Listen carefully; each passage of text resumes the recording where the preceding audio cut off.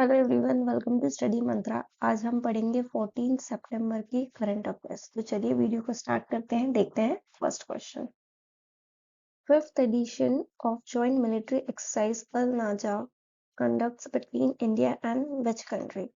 अल Najah एक military exercise है जो कि इस बार फिफ्थ एडिशन था। तो ये इंडिया और ओमान के बीच कंडक्ट की गई है।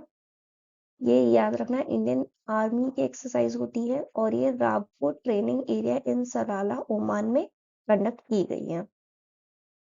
Recently, Sri Sitaraman Yechuri passed away. He belongs to which party?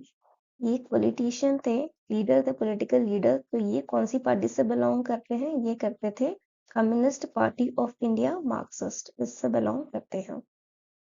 Union minister for fisheries, animal husbandry and dairying Sri Rajiv Ranjan Singh, alias Lalan Singh, unveiled which mobile app for India's ornamental fisheries? Fisheries, animal husbandry and dairying minister जो राजीव रंजन सिंह हैं, उन्होंने एक mobile application launch किया है जो कि India के ornamental fisheries के लिए लॉन्च किया गया है। तो इसका नाम क्या है, ये पूछा गया है। इसका नाम है रंगीन मछली।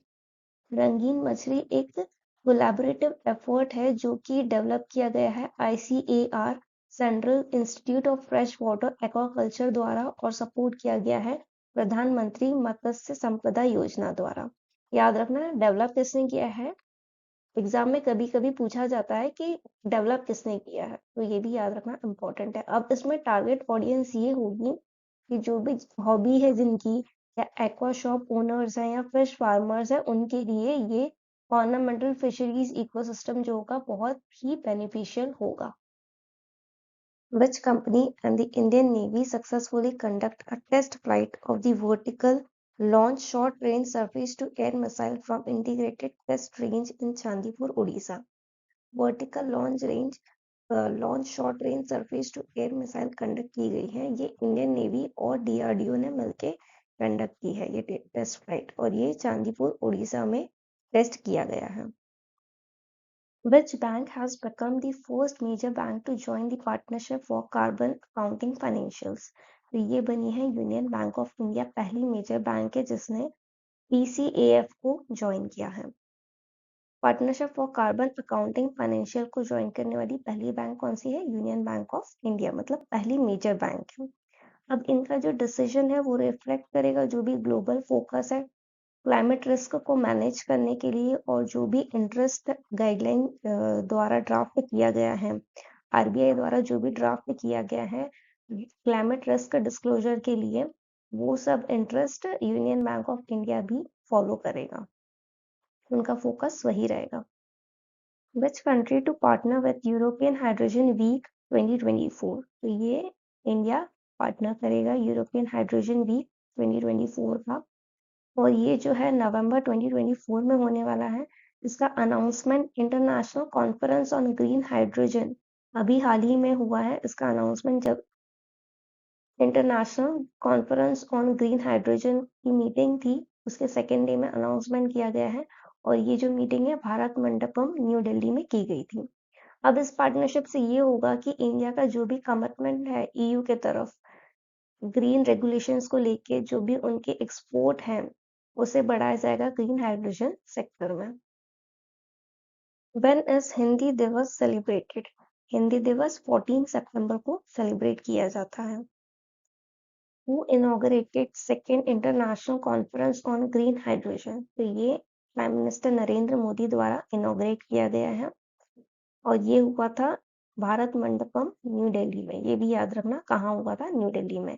इसका एम ये है कि इंडिया को एक लीडरशिप पोजीशन पे लेके आना है ग्लोबल ग्रीन हाइड्रोजन इकोसिस्टम में, और डिस्कस करेंगे वो जो भी टेक्नोलॉजिकल एडवांसमेंट है, जो भी उनकी स्ट्रेटेजिक इन्वेस्टमेंट है, उन्हें फोस्टरिंग यानी बढ़ाना है, और पार्टनरशिप को एक्सेलरेट करना है जिससे वो ग्रीन हाइड्रोजन का ज़्यादा से ज़्यादा अडॉप्शन जल्दी से जल्दी कर सकें।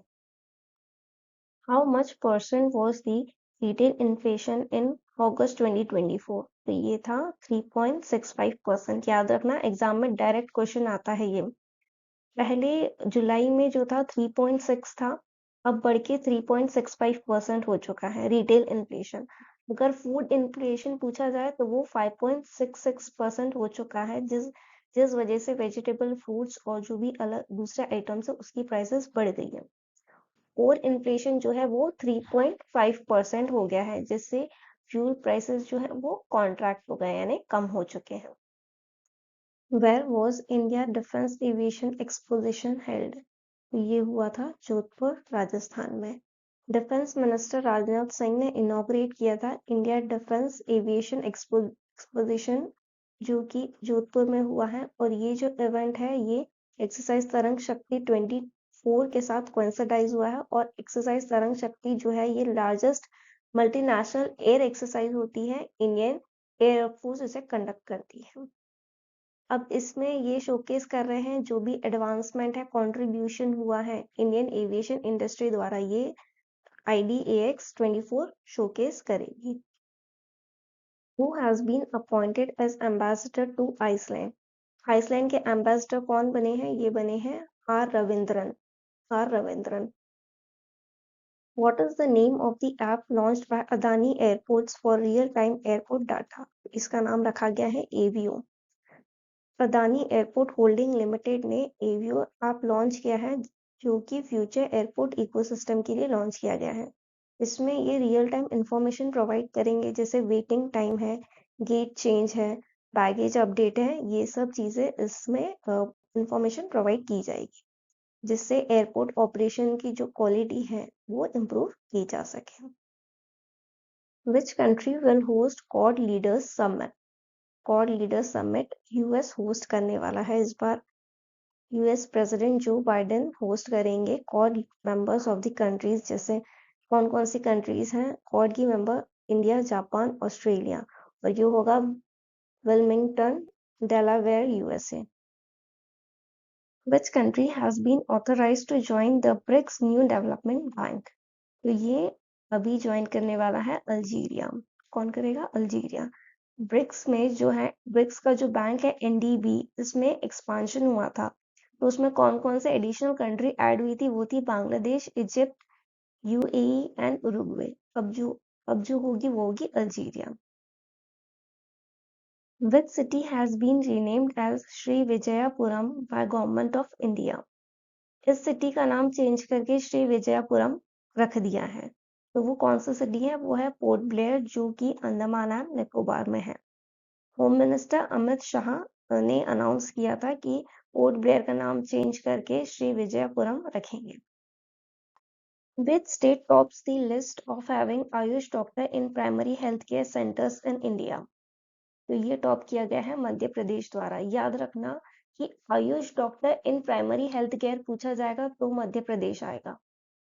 अब ये जो है लेटेस्ट गवर्नमेंट ऑफ इंडिया की रिपोर्ट थी, हेल्थ डायनामिक्स ऑफ इंडिया, इसने रिवील किया था ये डाटा कि मध्य प्रदेश ने टॉप किया है overall for having Ayush doctors. Ayush का फुल फॉर्म है आयुर्वेदा, योगा, नेचुरोपैथी, यूनानी सिद्धा, सोवा, रिगपा एंड होम्योपैथी।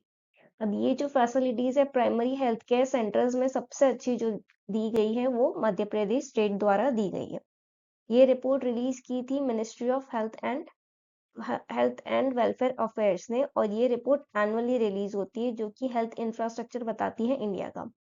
मध्य प्रदेश में ओवरऑल और Ayush doctor facilities 328 primary health care centres पे हैं, जो कि अर्बन एरियाज में है। और ट्राइबल पॉकेट्स में देखेंगे, ट्राइबल एरियाज में देखेंगे तो 228 primary and community health centres हैं। अब अलग अलग कैटेगरीज हैं, तो उसमें किसने, कौन से स्टेट ने कैसा परफॉर्म किया है वो देखना है। Top performers with primary health centre, अगर प्राइमरी हेल्थ सेंटर पूछा जाएगा तो महाराष्ट्र आएगा फर्स्ट पे, यहाँ पे 906 प्राइमरी हेल्थ सेंटर्स हैं। अगर टॉप 3 स्टेट्स पूछ रहे हैं Ayush doctors in tribal areas, तो उसमें उड़ीसा है 296 के साथ, और छत्तीसगढ़ है 279, मध्य प्रदेश है 228। टॉप 3 स्टेट्स पूछ रहे हैं in terms of number of sub divisional and district hospital, तो उसमें टॉप किया है तमिलनाडु ने। कितने हैं हॉस्पिटल्स? 281 है। कर्नाटका सेकंड पे है 147 एंड मध्य प्रदेश थर्ड पे है 144। टॉप स्टेट्स जो होंगे कम्युनिटी हेल्थ केयर सेंटर्स में, वो है UP 939, community health care centres हैं, राजस्थान में 650 है एंड गुजरात में 350 है। तो आप क्वेश्चन ये देख के मार्क करना कि पूछा क्या गया है। अगर Ayush doctors in primary health care पूछा जाएगा तो मध्य प्रदेश है, बाकी उसके हिसाब से कैटेगरी के हिसाब से आपको याद करना पड़ेगा। तो आज के लेक्चर में इतना ही था, मिलते हैं नेक्स्ट सेशन में। Thank you.